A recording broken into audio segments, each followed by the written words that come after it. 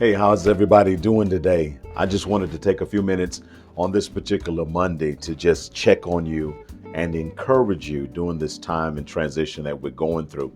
I want to make sure that everybody is thinking and we're thinking forward. I was praying this morning and thinking about ministry and about business and about individuals and families and youth and taking a lot of data in. There are a couple of things that I'm noticing that I want to make you aware of so that hopefully you can take advantage of just by being conscious during this time of isolation, the pandemic.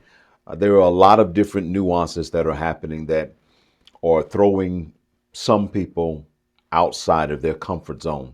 And it's very important that during times like this, and when I say like this, I'm saying during times of a pandemic, a time where our social connections are being challenged and our patterns are being changed, it's very important that you yourself do everything possible to maintain a level of consistency and a level of normalcy in a situation where there are many variables that are just absolutely not normal. But you have the power to make sure that you concretize some very foundational things that you can do in your home and in your life that will kind of keep you stable, keep you mentally sharp, keep you spiritually stable, keep you spiritually sharp, keep your family stable, which is one of my biggest concerns in this particular season. We know that a lot of our young people are out of school physically, but they're supposed to be in school via technology, using computers and different things. And you would be amazed if you're not in tune. There's an alarming number of young people who are falling by the wayside. They're falling by the wayside because either A, their parents are not involved in their academic responsibilities, or B, these kids are having to do it on their own and they lack the motivation. I'm not one to quickly blame children for being children because children are going to be children.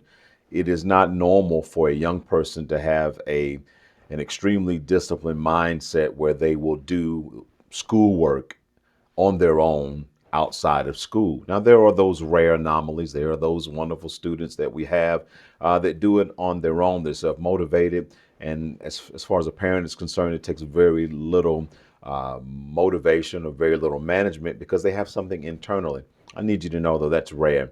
Most young students are going to struggle with self-discipline, especially if you have a young person that struggled being productive and being consistent in the classroom, then it should be no surprise that at home they are going to struggle even more so.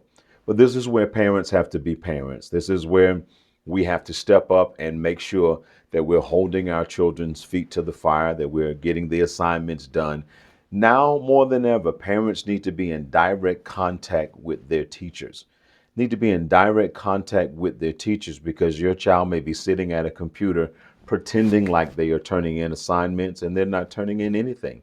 But if you have a direct link with the teacher and that teacher has a way to contact you and you have a way to contact that teacher, then you can close the gap because here's what we have to understand. This pandemic is going to pass. The question is your son or your daughter? And you can't blame the pandemic for your child's failure if the child does not do the work and the child does not go forward to the next grade, or the child goes forward to the next grade, but they're ill prepared. And even though they passed or were passed along, they are going to struggle in the up and coming grade.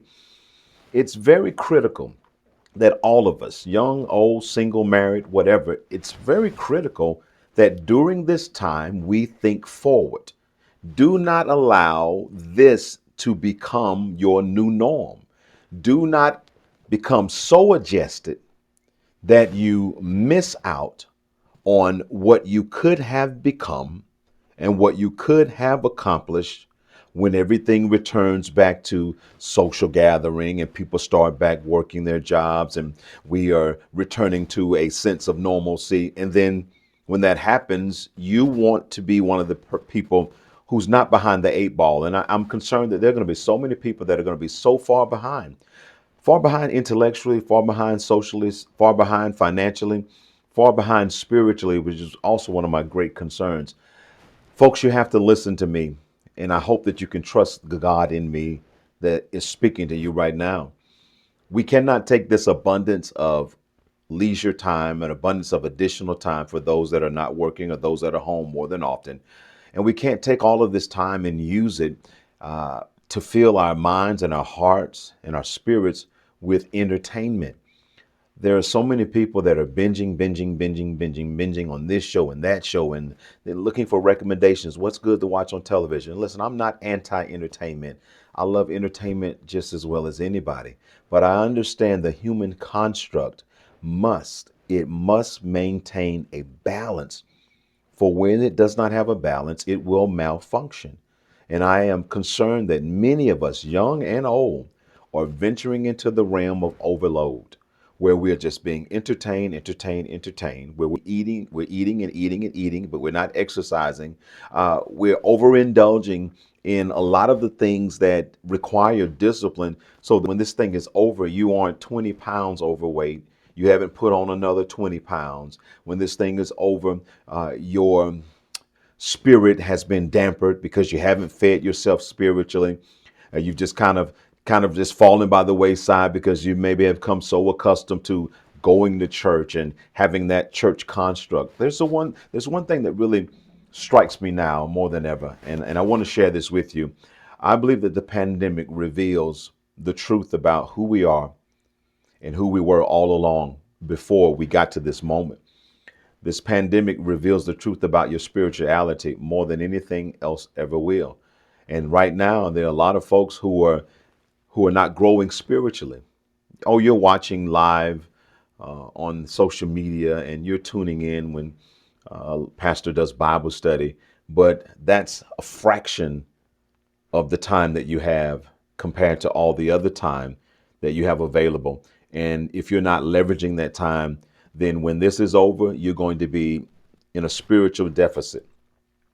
And I don't think there's anything sadder than for us as believers, and I'm talking to believers now, to come out of this thing and not have grown, not have progress, not come out of this thing spiritually stronger. There are one of three states that you're going to be in, even now. And I'm talking spiritually exclusively right now.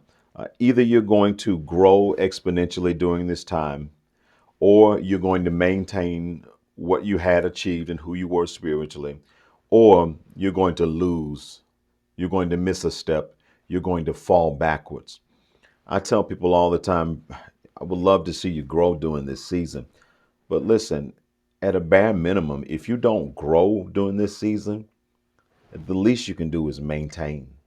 Now, that's going to require a little bit more work on your part, because I don't think many people really understood the true value that church and fellowship and going to church on a regular basis has until now. Now you see the difference that it makes. What that simply means is that you're going to have to do a little bit more work. You're going to have to work a little bit harder. You're going to have to be a little more diligent, because it's easy to go and watch Netflix all day. It's easy to binge on a movie here and a movie there and a movie there. And then you pick up your Bible and you read it for 2 minutes and you fall asleep. You must be disciplined enough to think beyond the moment. You must be smart enough to recognize that we are in a spiritual battle right now. Everybody thinks this is just about Corona. No, this is spiritual warfare. And I don't want to see you lose the most important battle of all, and that's the battle for your soul and the battle for your life. Fathers and head of homes. And again, I'm talking to those of you that are spiritually inclined to understand what I'm speaking. If you're the head of your house and you are a man, you should make sure that you hold your family to a steady standard of spirituality. On Sundays, fathers, you should be gathering your family around the television and watching the service together, just like you would when you're in church. On Wednesdays, you should be gathering the family together so you can watch Bible study together. If you don't create a stable climate of spiritual balance in your home, and I'm talking to fathers who are in the home, then your wife and your children are not really going to benefit from your presence. Now, if you are a single mother and you're the head of your house, then the same thing applies to you. Gather your family on Sundays, gather your family on Wednesdays, gather around the television, listen to the service, listen to the word of God, and then have a beautiful conversation about what was heard. You'll be surprised what that does for the family construct.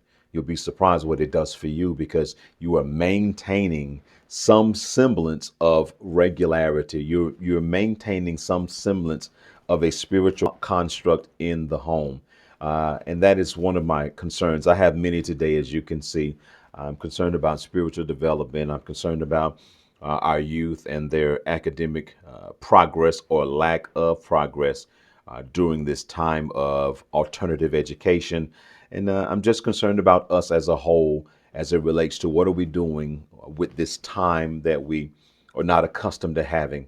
Are we using it wisely, or are we not investing it in a way that's going to be prudent for us to be productive when this pandemic is over? And that's just me. I've been sitting on this all day, resting and recuperating from this weekend, relaxing. But this thing has really been in my heart and my spirit, and I just had to get up and just shoot this video really quick and then toss it out to the world because I believe somebody, as a matter of fact, I believe a lot of bodies need to hear this today. And I pray it will find the people that need to hear it and that they will say yes and they will recalibrate and re kind of construct the way they have been using this time so that when it's all said and done, we are ahead and not behind. I love you. You are all in my prayers, and I believe in you more than you will ever know. Have a blessed day, and I look forward to chatting with you again soon.